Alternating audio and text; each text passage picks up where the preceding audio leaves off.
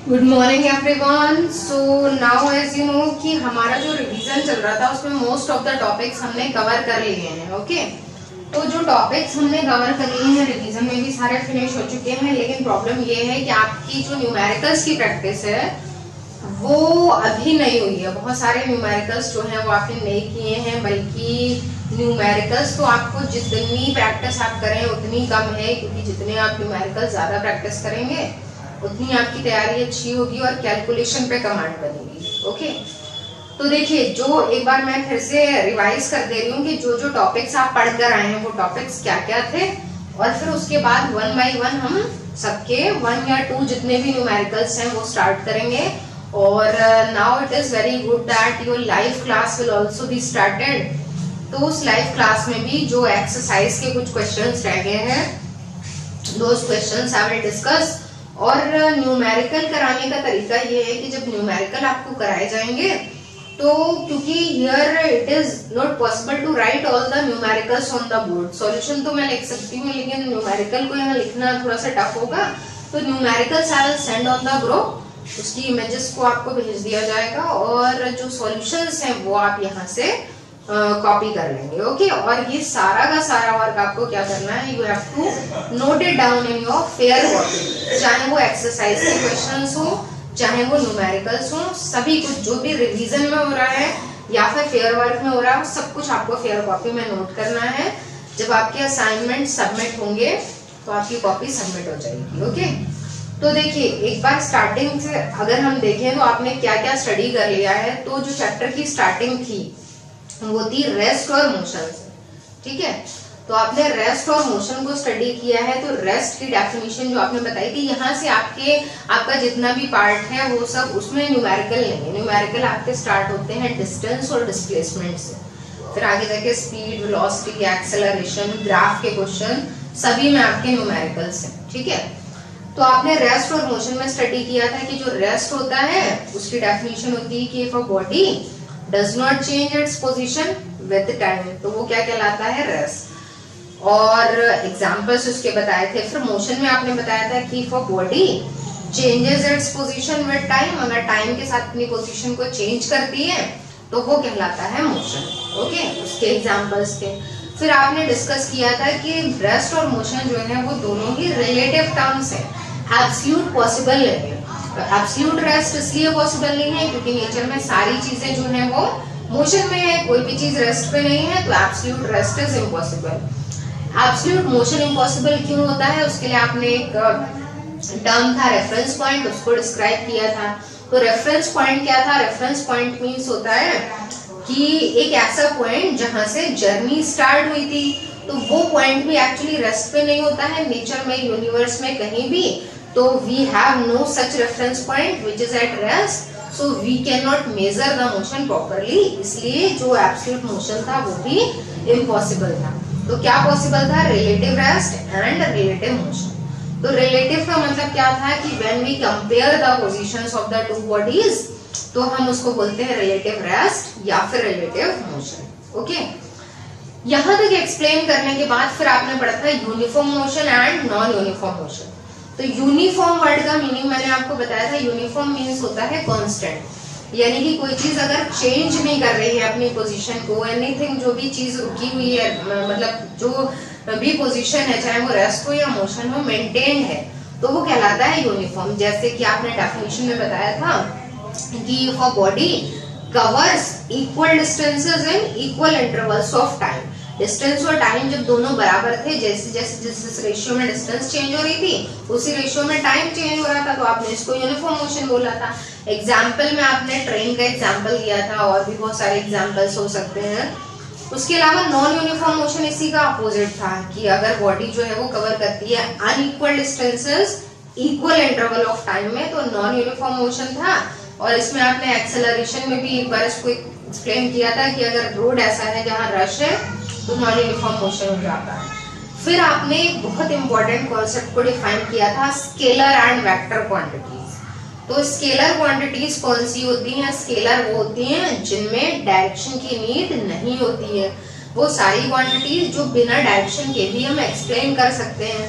तो एग्जाम्पल में हमने बताया था जैसे डिस्टेंस है तो किसी भी डायरेक्शन में हम चले लेकिन हमें ऐड ही करना है उसको इन लास्ट, तो इसका मतलब डिस्टेंस जो है वो डायरेक्शन पे डिपेंडेंट नहीं है। इसी तरह से हमने टाइम एक्सप्लेन किया था कि टाइम जो होता है वो भी डायरेक्शन से इंडिपेंडेंट है, इसलिए टाइम भी स्केलर क्वांटिटी है। वेक्टर क्वांटिटीज कौन सी थी? जो डायरेक्शन पर डिपेंड करती हैं। तो यानी कि डायरेक्शन का उनमें रोल होता है। जैसे फोर्स का एग्जांपल दिया था कि शट करें क्लोज या ओपन करें डोर को या विंडो को, तो हमें फोर्स लगाने के साथ साथ डायरेक्शन का भी ध्यान रखना पड़ता है। इसी तरह से डिस्प्लेसमेंट की प्रॉपर्टीज थी, नेगेटिव जीरो कैसे हो जाता है डायरेक्शन की वजह से। तो स्केलर वेक्टर क्वांटिटीज तक भी कोई भी न्यूमेरिकल नहीं थे, यहाँ तक सब कुछ रीजनिंग में आता है। फिर आपका एक मोस्ट इम्पोर्टेंट टॉपिक स्टार्ट हुआ था डिस्टेंस।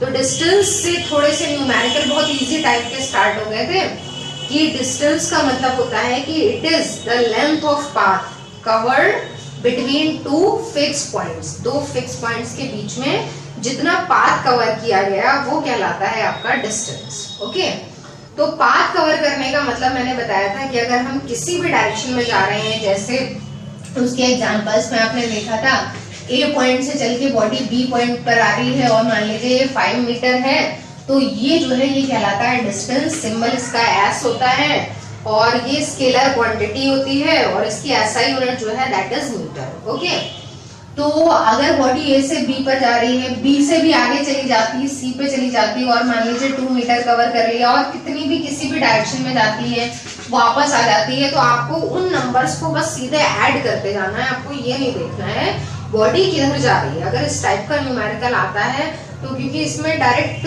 जो है वो टोटल डिस्टेंस वाले मतलब ओनली डिस्टेंस के न्यूमेरिकल्स अलग से नहीं है, वेलोसिटी या स्पीड के साथ में मिक्सअप है। तो इसलिए अगर इस टाइप का आएगा तो बहुत सिंपल आएगा कि मान लीजिए बॉडी कवर करती है path A to B, B to C, किसी भी डायरेक्शन में पॉइंट्स बने हैं तो आप सीधा सीधा उनको ऐड कर दीजिएगा, वही होगी टोटल डिस्टेंस। ठीक है, उसके बाद आपने पढ़ा था डिस्प्लेसमेंट। डिस्प्लेसमेंट से थोड़ा सा डिफरेंट टाइप स्टार्ट हो गया था कि डिस्प्लेसमेंट का मतलब ये नहीं होता है कि बॉडी जो है वो उस पाथ से कवर भी कर रही है पाथ या नहीं। जैसे मान लीजिए ए से बी और एक पाथ ये दे रखा है, तो मान लीजिए बॉडी जो है वो इस पाथ से जा रही है, ये कवर ही नहीं किया उसने, ए से बी पॉइंट तक जाने के कई रास्ते हैं, तो जो कवर किया है या नहीं किया है, लेकिन जो शॉर्टेस्ट वाला होता है, कौन सा शॉर्टेस्ट है? Between initial and final point, initial और फाइनल पॉइंट के बीच में जो शॉर्टेस्ट डिस्टेंस होती है वो कहलाती है आपकी डिस्प्लेसमेंट। ओके, तो ये जो है ये डिस्प्लेसमेंट है, इसका सिंबल वही होता है जो डिस्टेंस का है एस, लेकिन डिफरेंस इतना है कि ये वेक्टर क्वांटिटी है, इसलिए क्योंकि अगर सामने जा रहे हैं तो प्लस ली जाती है, वापस आ रहे हैं तो माइनस ली जाएगी, इतना डिफरेंस होता है इनमें। ओके, तो डिस्प्लेसमेंट जो है इसी की बेसिस पर निगेटिव और जीरो भी हो सकता है। तो डिस्प्लेसमेंट जीरो कब होता है? अगर अलग से डिफाइन करना पड़े तो आप बताएंगे कि when the body returns to its initial position, जब बॉडी वापस अपनी इनिशियल पोजीशन पर आ जाती है तो डिस्प्लेसमेंट कैसा हो जाएगा? जीरो। और नेगेटिव किस कंडीशन में होगा? When body goes back to its initial point, initial point से भी पीछे जा रही है, उसके कंपैरिजन में पीछे की तरफ है, तो वो कहलाता है नेगेटिव डिस्प्लेसमेंट। ओके, तो यहाँ आपका यहाँ तक डिस्प्लेसमेंट था। फिर यहाँ से जो है वो न्यूमेरिकल स्टार्ट भी होंगे और I will make you the practice of numericals. तो ये टॉपिक है आपका नेक्स्ट वाला जो स्पीड। तो स्पीड में आपने पढ़ा था कि स्पीड जो है उसका सिंबल v होता है, फॉर्मूला और एसआई यूनिट दोनों ही डेफिनेशन और एसआई यूनिट दोनों ही फॉर्मूले से बनती है। तो यहाँ पर आपने फॉर्मूला लिखा है एस अपॉन टी यानी कि डिस्टेंस अपॉन टाइम। तो आप इसको डिफाइन कर रहे थे, डिस्टेंस पर unit time is known as speed, इसकी यूनिट होती है मीटर पर सेकेंड, इसका सिंबल है v और ये स्केलर क्वांटिटी होती है क्योंकि ये भी डायरेक्शन से इंडिपेंडेंट है। ठीक है, साथ में अगर कंपेयर कर लें इसकी कुछ और वैल्यूज को, जैसे एवरेज स्पीड अगर आपको फाइंड करना हो तो एवरेज स्पीड का फॉर्मूला बन जाता है आपका total distance upon total time.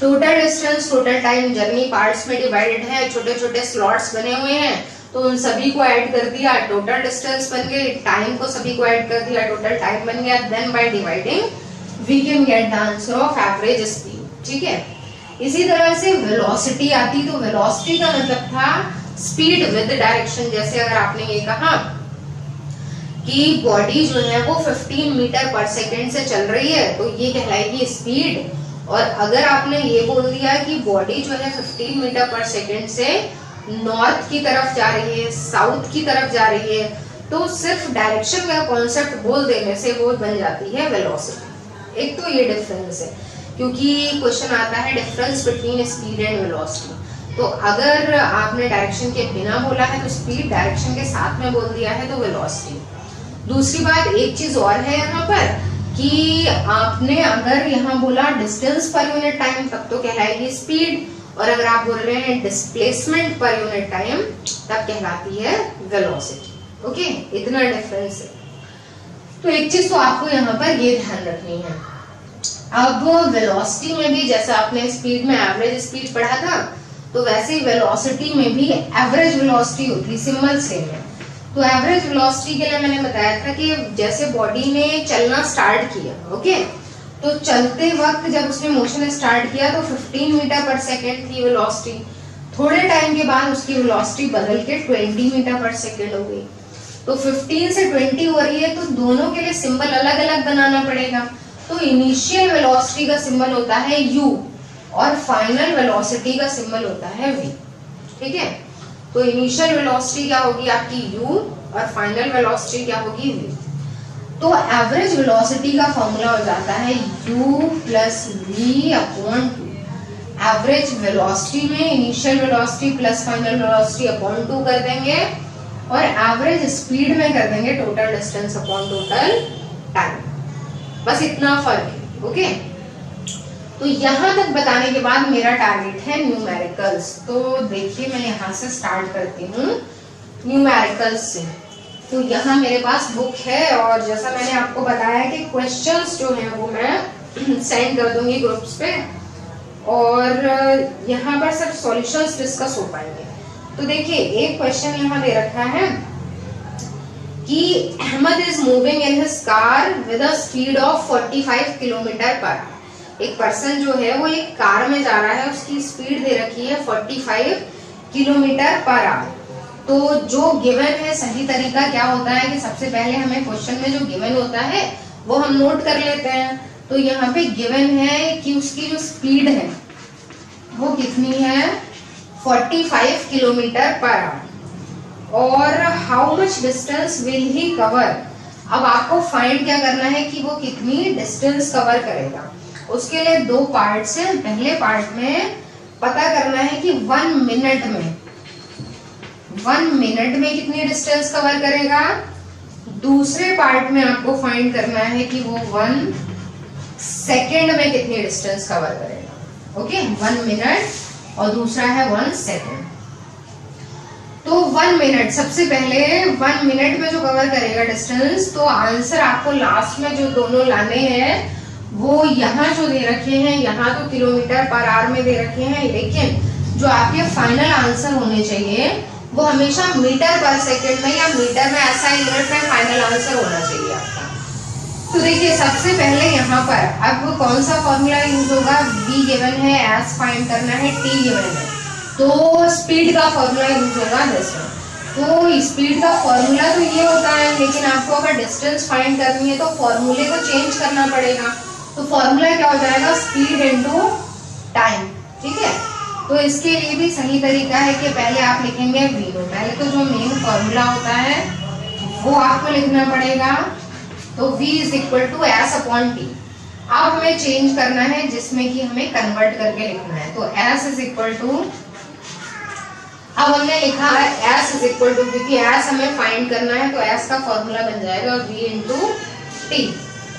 अब यहाँ पर जो v दे रखा है, एक और इम्पोर्टेंट काम है कि किलोमीटर पर आवर से मीटर पर सेकेंड में चेंज करना। तो ये मैंने आपको बताया था कि अगर किलोमीटर पर आवर में होता है तो मीटर पर सेकेंड में चेंज कैसे करते हैं। एक बार फिर से इसको ध्यान से समझ लीजिए। किलोमीटर पर आवर, तो किलोमीटर, 1 किलोमीटर में कितने मीटर होते हैं, तो यहाँ होते हैं 1000 मीटर। ठीक है, इसी तरह से 1 आवर जो है आपका, उसमें कितने सेकेंड्स होते हैं, तो 3600 इसलिए क्योंकि 1 आवर में 60 मिनट्स होते हैं और 1 मिनट में 60 सेकेंड्स होते हैं, तो आपको सीधा आर से सेकंड में बदलना है। तो पहली बात तो आर को मिनट में बदलेंगे मल्टीप्लाइड बाई 60, फिर मिनट को सेकंड में चेंज करेंगे तो अगेन मल्टीप्लाइड बाई 60, ठीक है। तो 60 इंटू 60 का मतलब 3600 और साथ में आ जाएगा सेकंड, ओके। अब आप जब इसको सिंप्लीफाई करेंगे तो इन नंबर्स को ध्यान से देखिए, ये 0 कैंसिल हो जाएंगे, 5 से ये 2 कैंसिल हो जाएगा, सॉरी 2 से ये 5 कैंसिल हो जाएगा और नीचे आ जाएगा 18। तो इसका मतलब 5/18 एक ऐसा नंबर है जिससे अगर आप मल्टीप्लाई कर दें तो जो किलोमीटर पर आवर है वो किसमें चेंज हो जाएगा, मीटर पर सेकेंड, ठीक है। तो यहाँ पर आपने देखा कि किलोमीटर पर आवर से मीटर पर सेकेंड में चेंज करने के लिए 5/18 से मल्टीप्लाई कर दिया। अगर कैंसिल होता है तो ठीक है, कैंसिल नहीं होता है तो आपको ऐसे ही छोड़ देना है। तो जैसे ये जो है आपका जो गिवन था उसको आप 45 इंटू 5/18 और आपने लिख दिया मीटर पर सेकेंड। आपको कैंसिल नहीं करना है क्योंकि हो ही नहीं रहा है इसमें कैंसिल, ये 5 है, ये 8 है, यहाँ 5 है, तो ऐसे ही छोड़ दीजिएगा क्योंकि वो लास्ट में कैंसिल हो जाएगा, ये डिवाइड हो जाएगा, डिवाइड नहीं करना है, ठीक है। अब यहाँ v की वैल्यू जो है वो हम एज इट इज लगा देते हैं जितनी की हमें दे रखी, कितनी है 5/18 मल्टीप्लाइड बाई 45, ये पूरी v की वैल्यू है। टाइम कितना दे रखा है, टाइम है 1 मिनट। अब टाइम को भी मिनट में नहीं रखना है, सेकंड में चेंज करना है। तो 1 मिनट में कितने सेकंड्स होते हैं, तो यहाँ आपने लिखा 60 सेकंड्स, ठीक है। तो यहाँ पर टाइम की वैल्यू हमने पुट कर दी 60। तो again look at the numbers, ध्यान से देख लीजिए, ये पूरी वेलोसिटी है, कन्वर्ट होके आई है मीटर पर सेकंड में। ये किसकी वैल्यू है, ये टाइम की वैल्यू है 60। अब आपने यहाँ पर आपको सॉल्व करना है, यहाँ पर आपको कैलकुलेशन करनी है। तो देख लीजिए कैलकुलेशन करके कितना आता है। यहाँ जितना मैक्सिमम कैंसिल हो सकता है उतना कर देंगे, तो 3 से कर देते हैं। 3 6 ये आ जाएगा, 3 2 ये आ गया 20, और भी कैंसिल हो सकता है तो 2 से कर दिया, 3 आ गया यहाँ पर, यहाँ आ गया 10। अब ये भी 3 से कैंसिल हो जाएगा तो ये आपका आ गया 15। तो देखिए एक बार देख लेते हैं कितना हो गया। तो ये नंबर्स हैं आपके 15 5 75 और यहाँ आ रहा है 0, तो इतने मीटर, ये आपका आंसर हो गया डिस्टेंस, ठीक है। क्वेश्चन मैं सेंड कर दूंगी, ये देख लीजिए आप कि अगर पर्सन की स्पीड दे रखी थी 45 किलोमीटर पर आवर और पूछा था वो कितनी डिस्टेंस कवर करेगा कितने टाइम में, 1 मिनट में। तो 1 मिनट में पहले तो आपने किलोमीटर पर आवर को चेंज करा, मिनट को चेंज करा, वैल्यूज लगाई, सॉल्व करा, आंसर कितना आया 750 मीटर, ओके। अब इसका दूसरा पार्ट है, बी पार्ट में देखिए क्या करना है। स्पीड को तो हम एक बार चेंज कर चुके हैं, उसमें हमें कोई भी चेंजेस अब नहीं करने हैं। टाइम दूसरा दे रखा है 1 सेकेंड, तो टाइम में भी नहीं करना है क्योंकि हम सेकेंड में ही तो पुट करते हैं और यहाँ ऑलरेडी सेकेंड में दे रखा है।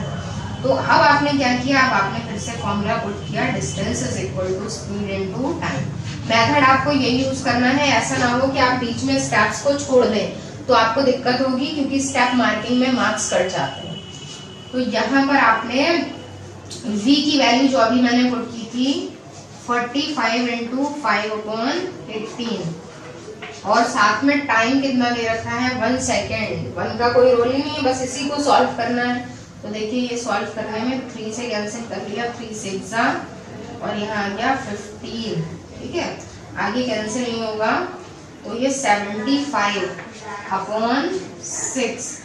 अब यहाँ हम 6 से जो है वो डिवाइड करके लिख देंगे, जितना भी आंसर आता है। तो ये आपका जब आप 6 से डिवाइड करेंगे तो 75 और 6 15 6 हो जाएगा 1 और यहाँ हो जाएगा 15, तो 6 2 12 और बचेगा आपका 3 पॉइंट लगा के 0, तो लगभग आपका आंसर आ रहा है 12.5 मीटर, ओके। तो ये 12.5 मीटर 1 सेकेंड में आ रहा है और 750 मीटर जो है वो आपका 1 मिनट में आ रहा है। ये आपका इस क्वेश्चन का आंसर है। फिर देखिए कुछ और क्वेश्चंस मेरे पास है, लेकिन उससे पहले बेटर होगा कि आप ये नोट डाउन कर लें। इसको आप नोट कर लीजिए एक बार, या स्क्रीनशॉट लेना है वो ले सकते हैं क्योंकि आपको कॉपी में ये सारे न्यूमेरिकल्स करने होंगे, okay. So note it down. फिर मैं आपको एक और न्यूमेरिकल यहाँ बता रही हूँ, वो भी आपको नोट करना। Okay, so do it fast.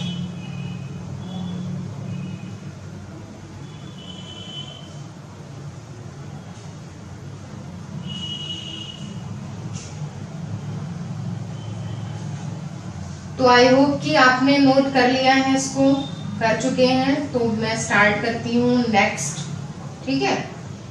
तो नेक्स्ट के लिए मैं पहले इधर लिख दे रही हूँ, ये भी आपका एक डिफरेंट क्वेश्चन है। पहले क्वेश्चन बता दूं मैं, उसमें दे रखा है a car travels 20 kilometre at a uniform speed of 40 kilometre per our.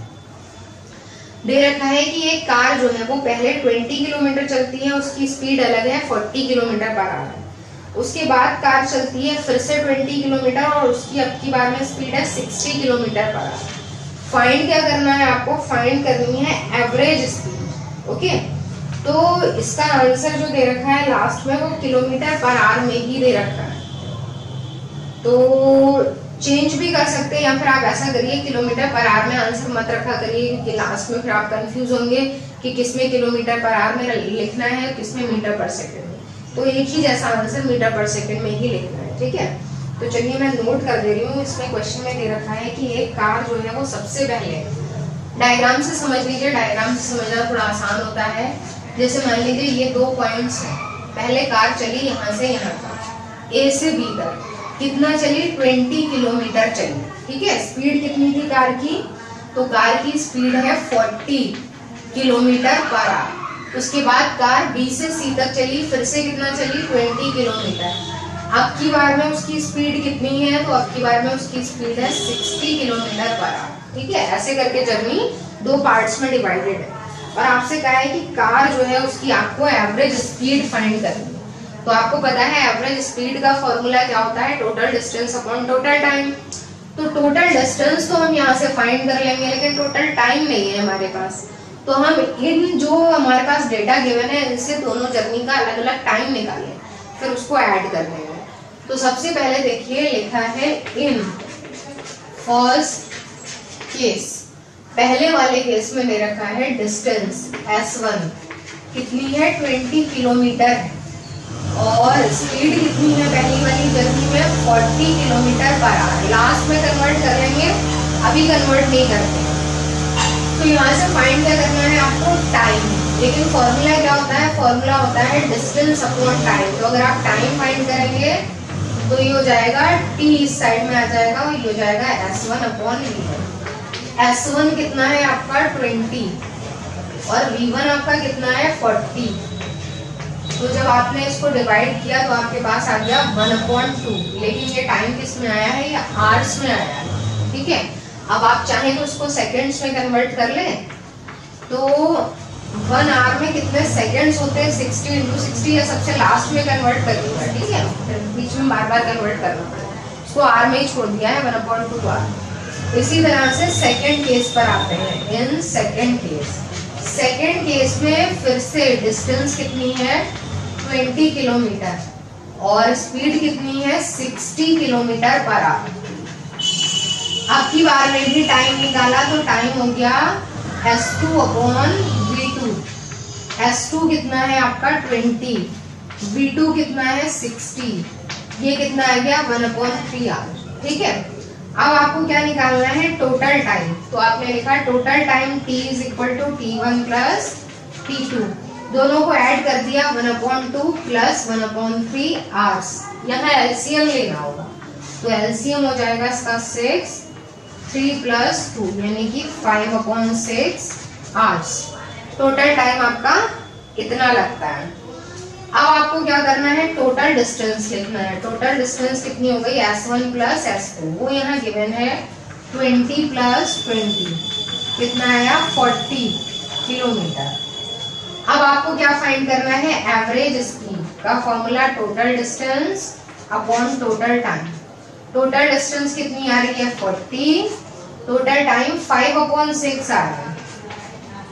Simplify करेंगे ये 6 न्यूमरेटर में आ जाएगा, तो 40 × 6/5, 5 से ही कैंसिल हो जाएगा 8, तो यानी आपका 48 किलोमीटर पर आवर या अब यहाँ पर आप चाहें तो इसको मीटर पर सेकेंड में कन्वर्ट कर सकते हैं। ये कैलकुलेशन करना आपका काम है, ठीक है। मैंने यहाँ पर छोड़ दिया है, अब आप उसको डिवाइड करके या जो भी करके सॉल्व करें।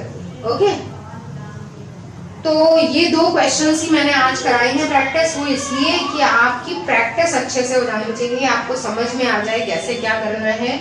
और यहाँ पर इसका आंसर किलोमीटर पर आवर में ही दे रखा है, लेकिन मैंने आपको कब बोला है कि कन्वर्ट करना है आपको, तो आप कन्वर्ट करके ही लिखेंगे। ओके, तो इसको नोट डाउन कर लीजिए। आज का आपका वर्क यहीं तक का है। Okay, thank you.